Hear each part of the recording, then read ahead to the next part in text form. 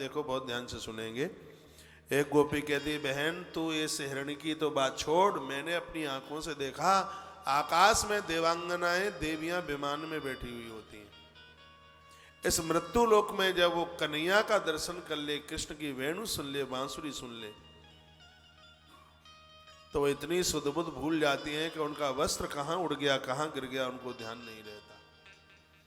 और आनंद की बात मैं बताऊं, उनका विमान इतना स्तब्ध हो जाता है, ना नीचे गिरता ना ऊपर ना इधर, वो बीच में टिक जाता है। इसका मतलब है कि मन तो भगवान की कथा ही में टिकता है भैया। और जब मन भगवान की कथा में टिकता है तो ये मन नीचे गिरता नहीं है फिर बिल्कुल। गोपियां कहते हैं, मैंने आंखों से देखा देव्यो विमान गत स्मरणानुसारा।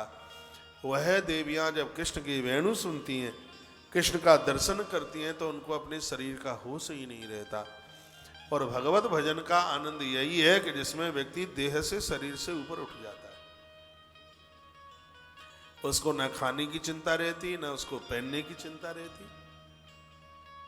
और याद रखिएगा, अभी भजन में कमजोरी है जिनको अभी खाने पीने का ध्यान है। बहुत लोग तो व्यवहार के लिए शादियों में जाते हैं, बहुत लोग रसगुल्ला खाने के लिए शादियों में जाते हैं, बहुत लोग खाने के हिसाब से जाते हैं और बहुत लोग व्यवहार के हिसाब से जाते हैं। व्यवहार के साथ शादियों में जाते हैं तो वो लौकिक यज्ञ का रूप धारण कर लेता है,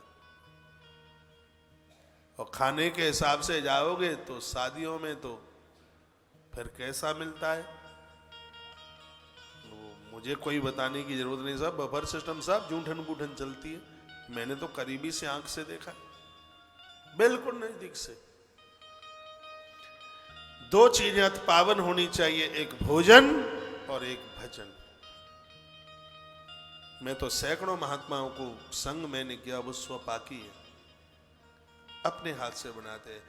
भोजन में जितनी शुद्धता पवित्रता होगी, मन साधना को उतनी ही ऊंचाई पकड़ेगा।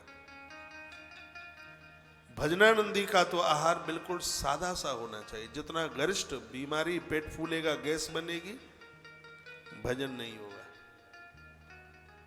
स्वस्थ जीवन, पाम यानी आपके तलवे या हमारे तलवे छूने पर बिल्कुल गर्म लगे, माथा ठंडा लगे, पेट बिल्कुल फुइया की तरह एकदम नरम हो, ये स्वस्थ जीवन की ये पहचान है। खट्टी डकार न आवे, उबासी न आवे, प्रमाद न आवे। तो ये तो सब खान पान के ऊपर चलता है। भजनानंदी को सबसे पहले अपने आहार के ऊपर जोर देना चाहिए। आहार में 48 दोष होते हैं, इसलिए तो उपवास की वृत्ति का वर्णन किया गया है।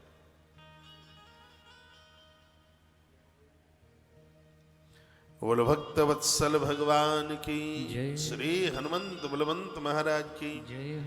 वेणु गीत में कहा कि गोपियों को सुधबुध नहीं रहती, देह का ध्यान नहीं रहता। और जब भजन ऊपर बढ़ता है तो आदमी अपनी देह से ऊपर चला जाता है, उसे अपने शरीर का ध्यान ही नहीं रहता। कौन मान कर रहा है, कौन अपमान कर रहा है। गोपियों का बड़ा अपमान उनके खानदान में हुआ, लेकिन उनको इस बात का कोई भी मलाल नहीं है, उनको कोई कष्ट नहीं है इस बात का। आप वृंदावन जाते हैं, परिक्रमा करते हैं, गोपाल जी को निलाते हैं। देवरानी जेठानी ने यदि सासू ने थोड़ा भी कुछ कह दिया तो लाल मिर्च से ज्यादा खतरनाक हो जाते हैं। ये कोई भजन नहीं है। भजन तो ठंडा बना देता है, बिल्कुल सरल बना देता है, बिल्कुल सीधा बना देता है। ना अपमान से फर्क पड़ता, ना सम्मान से कोई फर्क पड़ता।